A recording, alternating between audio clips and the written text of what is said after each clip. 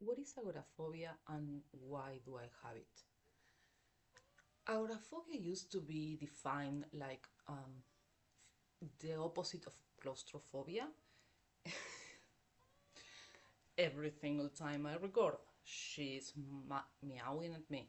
Um, but now that is a recognized mental health issue is defined as is defined as getting out of your comfort zone. Your comfort zone can be your house, can be your whole block, it can be just your bedroom.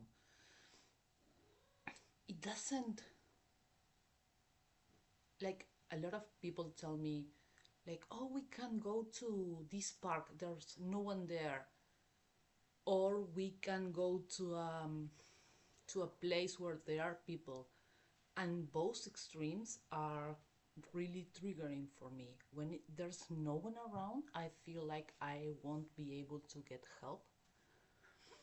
And when there are too much people, I feel like I can't get out, that they are going to stampede over me, you know? It's like I stop seeing people and I see obstacles and I see danger, I see a hurt, as bad as that sound. I I grew up in a really small town. I don't know if it's considered really small. It was really small for me. It was around 20,000 people. And the thing is, kind of everyone knew me because my mom was one of the three pediatricians there, and she was the only woman that was a pediatrician. And I was also the girl without the father, and I was weird. I've always been weird. Now I use it as a badge of honor, but in that when I was a kid, I wanted to be normal. I wanted to be like everyone else. So I've said a little bit about this in previous videos. I was bullied not only at school but also in the streets of the town. Someone, it wasn't just my classmates, it was kind of spread between our age gap, you know. So someone saw me in the street and started bullying me, or even one time that my mom, I was 9 or 10 at most.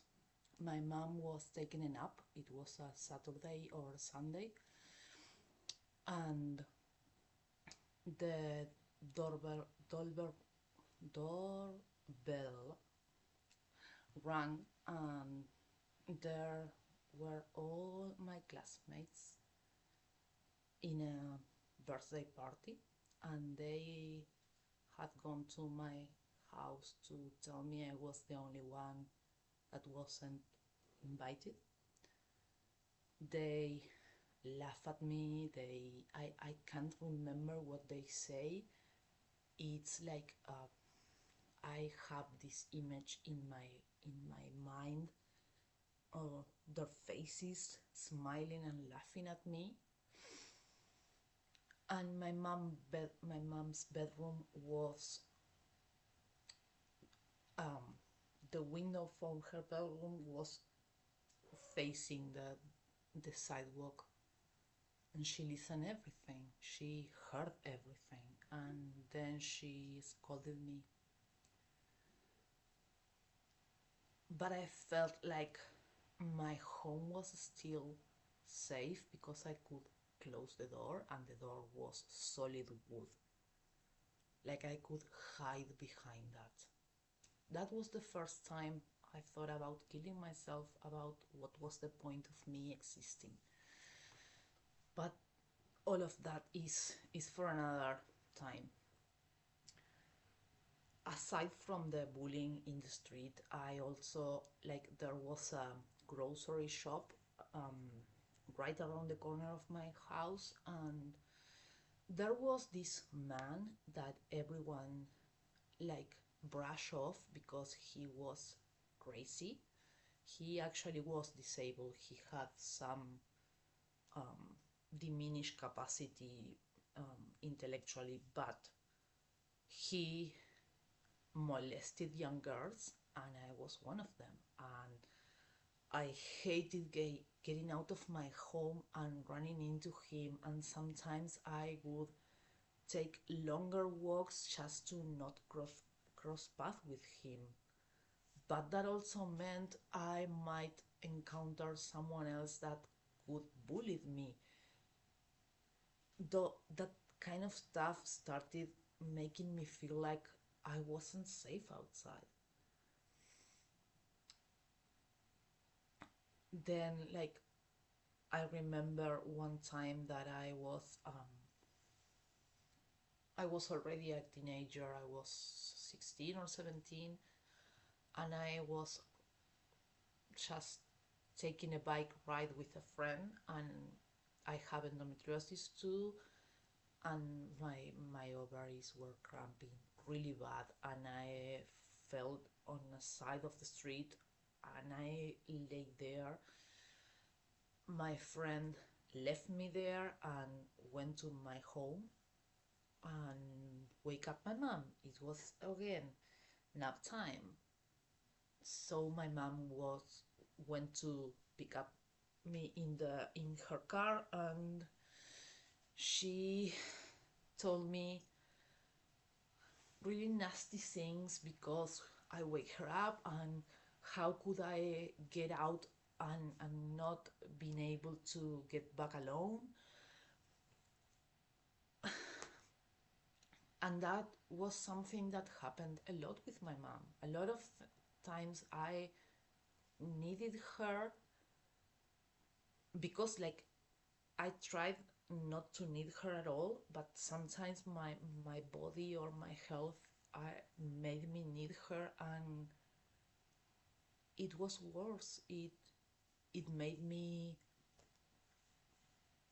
it made me feel that I should die because she wasn't comforting, or she was just, you are such a bother, you are such a weight. And what I understood about that was, I wish you weren't born. Aside of that, she recently came to visit, and we had a talk about this, and she apologized, and I never in a million years thought she would do that. She apologized. She told me she never meant to make me feel that way. I forgive her, I forgave her, but the trauma is there. So, fast forwarding to my 18, 19, I was I was dating this guy that he had a bunch of red flags, but I didn't knew better. It took me quite a few tries in relationships to understand that what red flags are, that abuse is not okay. The thing is, we were in New Year's Year party that happened every year for New Year's Year in kind of a farm. I don't know how to tell it, but it was 2 kilometers outside the city, in, like, the interstate, and it's not interstate, it's a highway. A highway and 2 kilometers. I don't know how that is in miles. Um, we were drunk. I was not so really drunk, but I was a bit drunk, and he apparently was really drunk. Um, I saw my ex, my first boyfriend, and we said, "Hi, how are you?" We were both studying in another cities, and we just like oh, how are you? But my at that time boyfriend um, took it as a sign I was cheating on him, or I didn't care about him, or whatever. So we started leaving the party and he beat the crap out of me. I was already really feisty and I put up a fight, but I was in high heels and in a skirt, and I couldn't like really move freely, and it was like in the side of the highway with grass and rocks, and it was really uneven to to fight. A lot of cars passed by and they were laughing. I remember this face laughing at me like from the back window of the car. I can't remember if that's how it called. And an eternity later, the cops came and they put him in a car but left me walk alone to my house 2 kilometers away. My ex was really smart. He didn't punch my face. I didn't have anything on my face, it was in my body. And I didn't tell anything to my mom because I didn't want to hear I told you so, because the I told you so didn't solve anything. I didn't want to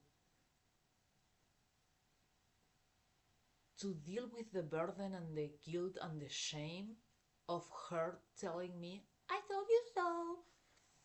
So I didn't say anything to her. I did talk to two friends of mine. One was in an abusive relationship with a guy that beat her regularly and she was there. And the other one got beat his but by her ex-boyfriend and she left him. And they told me like, you have the two options here now. I decided to leave him. I didn't want anything else to do with him. But he started stalking me. I know in the town it wasn't hard to stalk me, but he was outside my home. He was outside my friend houses if I was there. He was outside the shop or wherever I was, and it was the kind of the last straw that lasted about 2 months, and I end up getting back with him just to make it stop, because I couldn't, like, I opened my house door and he was there sitting, and it was so much.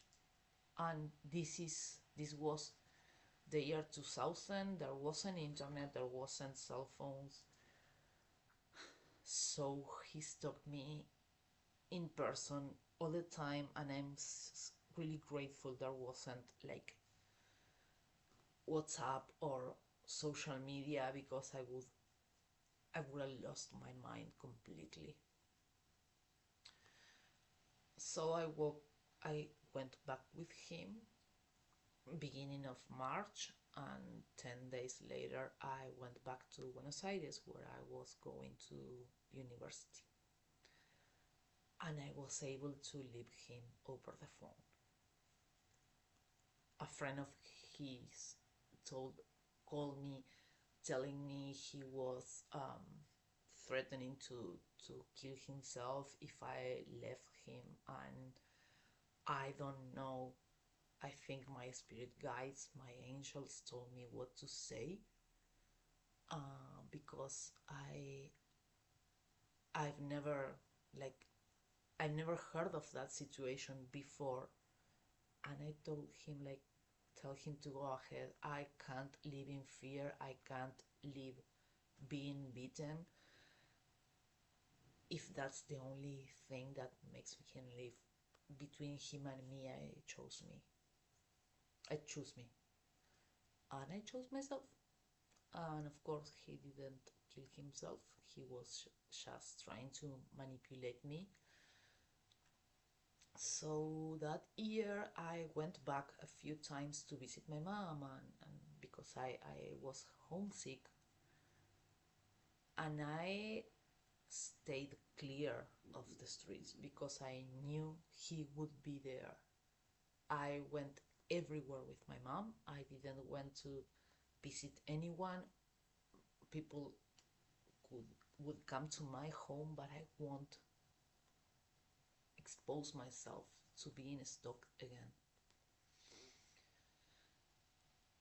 A few months later, I was in Buenos Aires. Buenos Aires is a huge city with that at that time were 11, 12 million people, and a friend, a few friends of mine and myself, we were in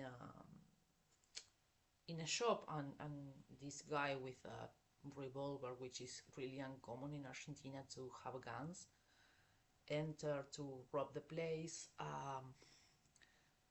Then someone took pictures of me getting into my apartment building, like at 1 a.m. or something.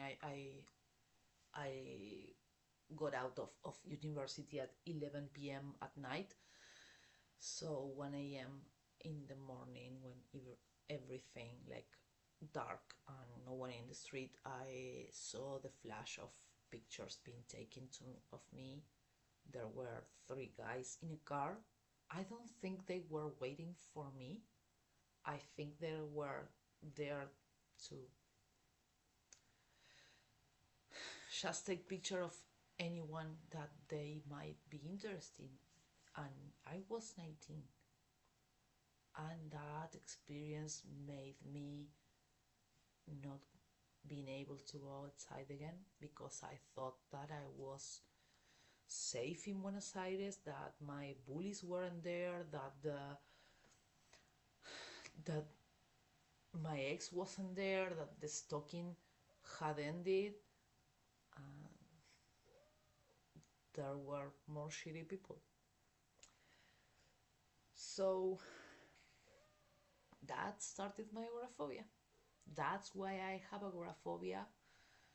In a nutshell, there were a lot of more instances, and with my mom, with the person with diminished intellectual capacities. It's kind of a mouthful to say that. Um, I vindicated myself with that guy. When I was already a teenager, he was. I started hearing from inside my house a girl screaming, and I open the door and I see him touching her, and I punch him. I punch him. He kind of played the victim, and I said, no, you can't keep touching girls. When he used to touch me, he was already in his 50s, so for this little girl, he was like in his 60s, 70s, and it was creepy as hell. So, yeah, all of this I'm telling you is because today I started to go out. I'm going to be posting shorts about me going out. A few, like almost 2 years ago, I was going to the gym every day, like 5 times a week, because the gym was a block away. And we moved to this house with my best friend. They wouldn't renew my list in the the other house, and there were a few things that I didn't like to about living there, and I couldn't get back to the gym, and I miss it so freaking much. I love lifting weight. I love doing exercise, and I'm not doing it here alone. I don't have the iron. I don't have so I want to be able to get back to the gym. Not only because I love it, but also because I'm over 40 and it's recommended for my bones density and my muscles. And yes, I love it.